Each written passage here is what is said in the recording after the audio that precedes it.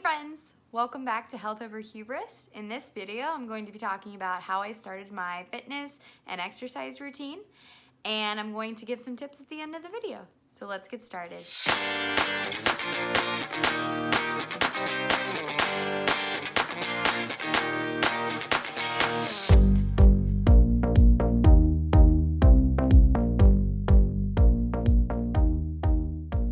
All right, to start out, I want to say that the way that I started really started with my decision to commit myself to a fitness journey. So I decided that this was something that I was going to take as much time and energy that I needed to put into it in order to accomplish my goals. So my number one goal from the start was to get fit, was to be better at exercise, better at running. Basically, I wanted to be not out of breath when I went up the stairs, and I wanted to make sure that I was able to go hiking with friends and not be worried about whether I could keep up. So once I decided that this was something I wanted to go after, I needed to make sure that I was setting aside time and taking steps to get to my goal.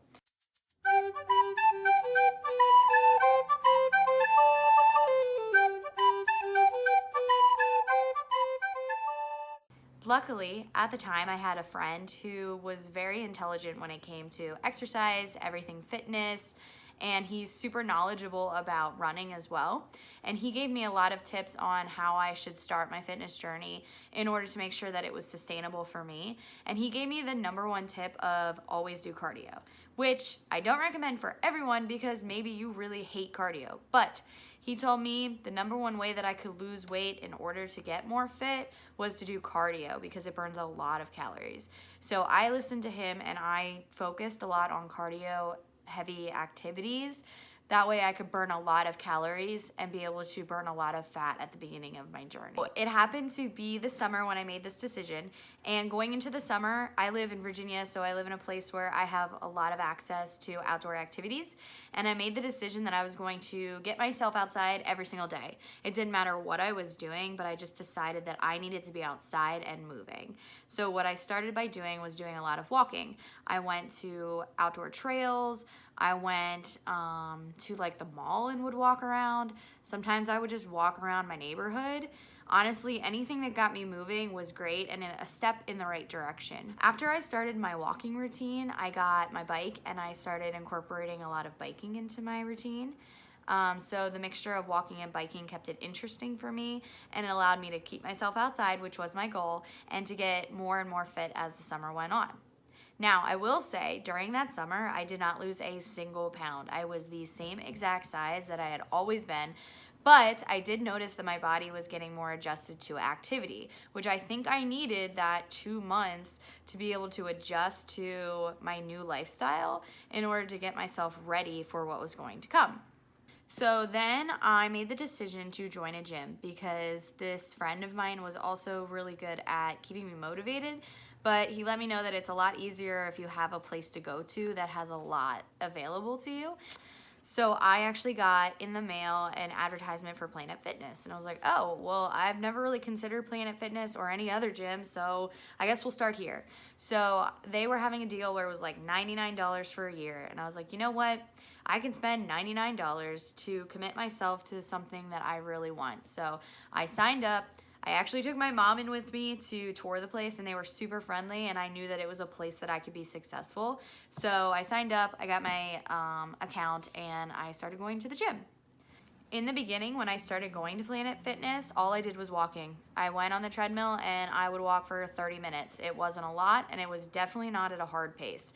But I made sure that I was in that gym as much as I could be to keep myself committed to my goals. So I did a lot of walking, and I was kind of tracking how my body felt. So as things seemed to get easier, I would pick up the pace, or I would try a little bit of an incline. So as I went, I wanted to always be challenging myself. And I highly recommend you need to be challenging yourself. Maybe not to the point of injury for sure, but you want to make sure that you are doing something that leads you to progress. You don't want to keep doing the same things because you aren't necessarily going to get any better if you keep doing the same thing. You have to challenge your body, and you have to be putting in more effort as you go. And it stinks a lot. It can be really hard and really debilitating to feel like completely out of breath or completely sweaty and to leave the gym, but it is also the greatest feeling in the world to know that you have outdone what you might have done the day before or the week before. The greatest feelings I have is when I start to accomplish my goals. Every time that I reach one of my goals, it is almost like a dopamine rush. I feel so good and so proud of myself, and I know that all of my hard work was worth it. So after I started walking at the gym, I was getting better at the pace. I was kicking up the pace. I was also walking for a longer period of time. I was still walking outside because at this point it was still fall. And then I decided that I'm gonna try out the bike. So I got on the stationary bike and I tried that out, and I did not like it at first. I was really bored, but I knew that it was something that was new, and so I started incorporating some biking and some walking. So at this point in my journey, I was probably spending still about 40 minutes total in the gym, and I wasn't going every single day. I was going probably 4 days a week. All right, so then one of my favorite parts happened. I felt myself getting a lot better, and at this point, I'd probably lost around 30 pounds, maybe 30 to 50, and this is when I decided that I wanted to start running. And this was another piece of advice that I got from my friend. He told me that, you know, walking is fine, but it only burns so many calories. You're not really challenging yourself. Yes, you can challenge your pace and you can get incline and everything, but to truly increase like your lung capacity and make sure that you are increasing your fitness, you should be doing something more intensive like running. And I am so thankful that he told me to try that out, because even though when I started I was so slow, and I am still slow, I hated it at first, but now I am so thankful that I started it because I absolutely love running now. So at that point in my journey, I was walking, I was biking, and I started jogging. I'm not going to call it running yet because truly I was turtle pace jogging. So my jogging consisted of, I started at about maybe 5 minutes, maybe not even that. Like at first, I could only do about a minute. And I made goals for myself as I went to kick it up from 1 minute to maybe 2 minutes, 5 minutes. I remember the first time that I ran for 10 minutes, I called my mom immediately afterward and I was like, Mom, I have never run 10 minutes of my life straight out, like all by itself without stopping. I was so proud of myself, which sounds really silly, but when you are so out of shape like I was, I truly had never run for 10 minutes straight. Maybe in soccer when I was really young, but it was something that I was accomplishing and I felt proud of it. And I think that you really need to be proud of every single step. You need to value every step in this process, because it doesn't matter how fast you run. It doesn't matter how many minutes you run. But if you are improving, that is something to be proud of. You don't have to feel like other people are better than you. You should be proud of where you are and where you are going. Don't be ashamed of what your capabilities are. Be proud of you working very hard and continuing to improve towards your goals. So after the walking, jogging, and biking, I started to run. So as soon as I started getting about 20 minutes of consistent jogging, I decided that I wanted to increase my pace. So I started running and pushing myself with some sprinting, and I got to the point where I started to be able to run for 30 minutes straight, which was a huge milestone for me and I was super excited about. And then I started track mileage instead of just the time. So now, I can run about a total of 4 miles, which might not seem impressive to some people, but I am proud of that because I have never run that far in my life. A lot of times on my rest days, I will walk still because it's not as intense on my joints and it allows my body to kind of relax. I also reached a point where I tried out yoga, and I really like yoga, but I don't use it all the time because sometimes I get a little bored with yoga, I'm not gonna lie. Like, it's very relaxing and very good for your flexibility, but I like activities that are much more active, and I feel like I'm doing something much more challenging. Not that yoga is not challenging, but I want to be moving and I want to be out of breath. I want to be sweating, red face, working hard. So the last thing I want to share about how I progressed through my fitness journeys to this point is that I have tracked my progress as I've gone in a tiny little journal. It looks like this. I love this little journal. I can't wait to fill it up. But anyway, so this is my fitness journal, and inside of it, I've kind of just written some notes. You can kind of see what I've done there. Hopefully it's not backwards when I put it on the camera, but whatever. I'll read it to you. So like I would put the date at the top. For example, mid and early September. Should have written the year. Maybe I'll write that in right now. In 2017, mid/early September, I joined the gym. It was Planet Fitness. That was like the first thing I put in my journal. And then I put my pace for my walking, what biking I was doing when I got to that. And also in the very bottom corner, I kept track of my weight. Not because I was very weight focused, but because I knew that weight was a way that I could track progress. So I knew that if I was burning a lot of calories, I would be burning fat. And then as I went, I would put progress that I was making. Like if I reached a certain time on the treadmill that I had never reached before, I would write it into my journal. I also started keeping track of things like how I was feeling. Like honestly, I wanted to make sure that I was still feeling mentally and emotionally okay with my journey this day/week/worst experience in my life. Very early into my training, I ended up with really, really bad shin splints, which I had dealt with my entire life. And I think that is just kind of because I had a lot more weight on my body, which is putting a lot of stress on my shins. So I had shin splints. And then I got bursitis in my hips, which if you don't know what that is, it's when the hip joint swells so much that you feel like your hips don't work anymore. And it was from all of my walking, and because of how much weight was on my body, it was a lot of pressure on my hips. I went so hard, basically, that I injured myself to the point that I could not walk at work without limping, which is really sad. And looking back on it, I wish I hadn't been so extreme about things, because that week where I couldn't walk, I questioned everything. I was like, why am I doing this? Why am I putting my body through so much stress that I can't walk and live my life? I almost gave up, honestly. When I started dealing with those injuries, I felt like this was not right for me. I thought that I was choosing something that obviously my body couldn't handle and that I didn't deserve. But I pushed through that, through the shin splints, through the bursitis, and I had to be really careful about taking rest days, which I am still not very good about because I tend to get kind of obsessed about getting my workout in. I definitely recommend keeping a little journal. You don't even have to write a journal. It can just be bullet points, which is what I did in here. Keeping it somewhere, even if you put it in your phone on your notes or something, or putting it in an email to yourself, keeping track of your progress can help you see where you came from. I'm somebody who did not take a lot of pictures at the beginning because I was not very proud of what my body looked like. So I really didn't want to have comparison photos, and now I wish I did, which you will hear from everybody who loses a lot of weight. Please take a lot of photos, because later down the road you want to see this is where I was and this is where I am.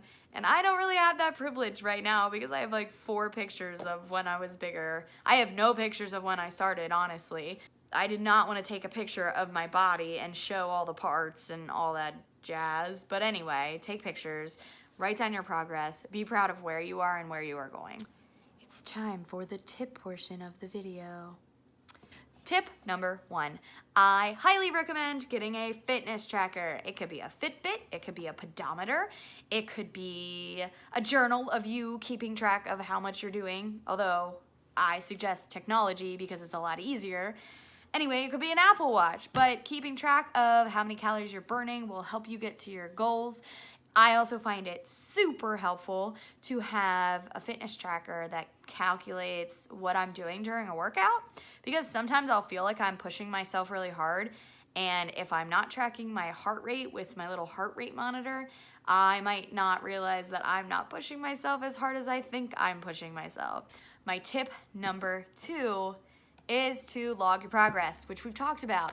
Log it in a journal, log it on your phone, log it in an email, log it by telling your best friend, but if they don't remember, then you're doomed later on. So log it somehow. Keep track of what you're doing so that you can see your progress and you can continue to make goals based on how quickly you're making progress. Okay, tip number 3, start small. really small, like smaller than you even think is small, because anything that you do is better than nothing, which is something I've kept with me throughout my journey. Even when I'm feeling terrible, if I get up and I walk across the room, I'm like, well, I walked across the room, it's better than nothing. Or if I feel like, oh man, I need to go for a 30-minute run, and I start out and I can do 5 minutes, instead of feeling defeated, I think, you know what? 5 minutes is better than nothing, and it's better than being on my couch. So start small. You do not have to be a runner. You do not have to be a sports player. You do not even have to join a gym. Start small. Try something that you like. Try something that motivates you. Try something that you could try with a friend even. Tip number 4. Do not be afraid to challenge yourself. You need to challenge yourself. Challenging yourself is how you get better. I mean, the saying goes, like, you have to break down muscle to build muscle. You kind of have to break down your body and in order to get better. You have to be out of breath. You have to be sweating. You have to be working hard. You have to have a higher heart rate, because if you're not pushing yourself, you are not going to be getting any better. You're just going to be doing the same things over and over again. All right, another tip that people will usually give you is to do activities with someone else to hold you accountable. I caution you, I don't really believe in relying on someone else. Yes, I did have people that I could work out with in the beginning of my journey. I had friends that were willing to go to the gym with me and did go to the gym with me, which I'm very thankful for. However, it all came down to me. I had to be the one that was deciding every day what I was going to do to reach my goals. Do not get yourself in a place where you rely so heavily on someone else that if they're not doing it, you don't do it. You want to make sure that you are in it for you.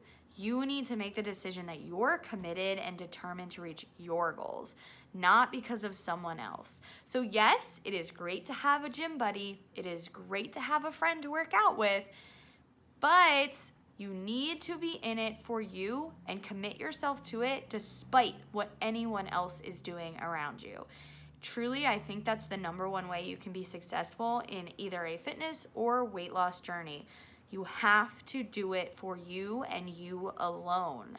You can't do it for family members. You can't do it for friends. You have to do it because you want it, or you will not make it. You will not continue on your journey. It's gotta be for you. Okay, I'm off my soapbox now. In ending this video, I just wanted to say that anything you do matters. Any activity you do, you should be proud of. You should be proud of your progress. You should not compare yourself to other people. You do you, boo. Be proud of who you are. Be proud of your body. Be proud of all the progress that you make, because that is how you keep going. So thank you so much for watching. I know that this one might have been a little bit random and off topic and ranty. Okay, bye. And the run, less fun. Okay, I'm ready to give you some tips. So, I was ready. Had a really great, the jogging, the biking, and the jogging, I just said the same thing twice. So after that, some trails that were nearby. So